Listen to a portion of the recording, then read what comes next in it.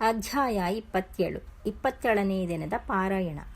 ಸುಧರ್ಮನು ತಂದೆಯ ಬಳಿಗೆ ಹೋದದ್ದು. ಪಾಪ, ಆ ಬಾಲಕನ ಜಾತಕ ಎಂಥದ್ದು! ಹೆತ್ತ ತಾಯಿ ಕಾಡಿನಲ್ಲಿ ಹುಲಿಯಿಂದ ಕೊಲ್ಲಲ್ಪಟ್ಟಳು. ಈಗ ಸಾಕು ತಾಯಿ ಕಾಡಿನಲ್ಲಿ ಬಿಟ್ಟು ಹೊರಟು ಹೋದಳು. ಇನ್ನು ಆ ಹುಡುಗನನ್ನು ದೀನರಕ್ಷಕನಾದ ಶ್ರೀಹರಿಯೇ ರಕ್ಷಿಸಬೇಕು. ಅಂದು ರಾತ್ರಿ ಬಾಲಕನು ಅತ್ತು ಸುಸ್ತಾಗಿ ನಿದ್ರಿಸಿದನು. ಅಲ್ಲೊಂದು ತುಳಸಿ ಗಿಡವಿತ್ತು.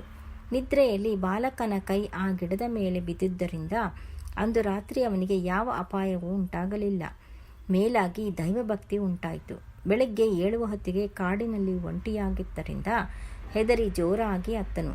ಆ ದಿನ ಪಕ್ಷಿಗಳು, ಪ್ರಾಣಿಗಳು, ಮೃಗಗಳು ಕೂಡ ರೋದನ ಮಾಡಿ ಆ ಬಾಲಕನಿಗೆ ರಕ್ಷಣೆಯಾಗಿದ್ದು ಆಹಾರವನ್ನು ತಂದುಕೊಟ್ಟವು. ಹಾಗೆ ಬೆಳೆಯುತ್ತಾ 12 ವರ್ಷ ಪ್ರಾಯದವನಾದ. ಪ್ರತಿದಿನವೂ ತುಳಸಿ ಪೂಜೆ, ಭಗವನ್ನಾಮ ಸ್ಮರಣೆ ಮಾಡುತ್ತಾ ನನ್ನನ್ನು ಕಾಪಾಡು ತಂದೆ, ಅನಾಥ ರಕ್ಷಕ ಎಂದು ಪ್ರಾರ್ಥಿಸುತ್ತಾ ಕೆಲವೊಮ್ಮೆ ವಿರಕ್ತನಾಗಿ ಜೀವನ ಇಷ್ಟೇನಾ ಎಂದು ದುಃಖಿಸುತ್ತಿದ್ದಾಗ ಅಶರೀರವಾಣಿ, ನೀನು ಹೀಗೆ ಚಿಂತಿಸಬೇಡ. ಈ ಸಮೀಪದಲ್ಲಿಯೇ ಒಂದು ಸರೋವರವಿದೆ. ಮಾಘ ಮಾಸ ಪ್ರವೇಶಿಸಿದೆ. ಆದ್ದರಿಂದ ನೀನು ಸರೋವರದಲ್ಲಿ ಸ್ನಾನ ಮಾಡಿ ಶ್ರೀಮನ್ನಾರಾಯಣನು ಪ್ರತ್ಯಕ್ಷನಾಗುವನು ಎಂದು ನುಡಿತು.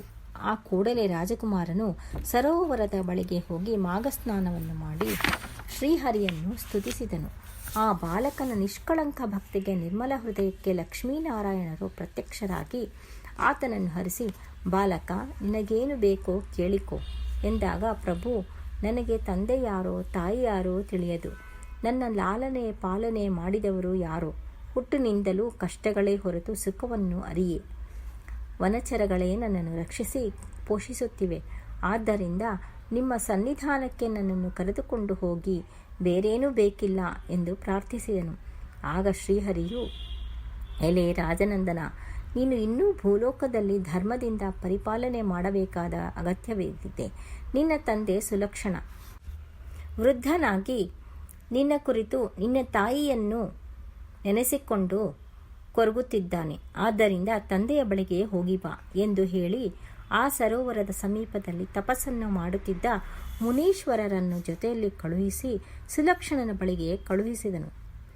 ಈಗಾಗಲೇ ಸುಲಕ್ಷಣನು ಅಂತಿಮವಾಗಿ ಹೆಂಡತಿ ಗರ್ಭವತಿಯಾಗಿದ್ದು ಎಲ್ಲಿಗೆ ಹೋದಳೋ, ಹುಟ್ಟಿದ ಮಗು ಏನಾಯಿತೋ ಎಂದು ತನ್ನ ರಾಜ್ಯವನ್ನೆಲ್ಲ ಹುಡುಕಿ, ತಾನು ಕೂಡ ಹುಡುಕಿ, ಯಾವ ಸುಳಿವೂ ತಿಳಿಯದೆ ಅದೇ ಕೊರಗಿನಲ್ಲಿ ರಾಜ ಕಾರ್ಯದತ್ತ ಗಮನ ಹರಿಸಲಾಗದೆ ಹೋದನು. ಅಂತಹ ಸಮಯದಲ್ಲಿ ಮುನಿಯ ಜೊತೆ ಕುಮಾರನು ಹೊರಟನು. ರಾಜನೊಂದಿಗೆ ಮುನಿಯು ಆ ಬಾಲಕನ ಜನ್ಮ ವೃತ್ತಾಂತವನ್ನು ತಿಳಿಸಲು ಸುಲಕ್ಷಣ ಮಹಾರಾಜ ಅಮಿತಾನಂದ ಭರಿತನಾಗಿ ಬಾಲಕನನ್ನು ಅಪ್ಪಿಕೊಂಡು ಮುನೀಶ್ವರನಿಗೆ ಮರ್ಯಾದೆಗಳನ್ನು ಮಾಡಿ ಮಗನಿಗೆ ಸುಧರ್ಮನೆಂದು ಹೆಸರಿಟ್ಟು ಪಟ್ಟಾಭಿಷೇಕ ಮಾಡಿದನು ಎಂಬಲ್ಲಿಗೆ 27ನೇ ಅಧ್ಯಾಯವು ಸಮಾಪ್ತವು.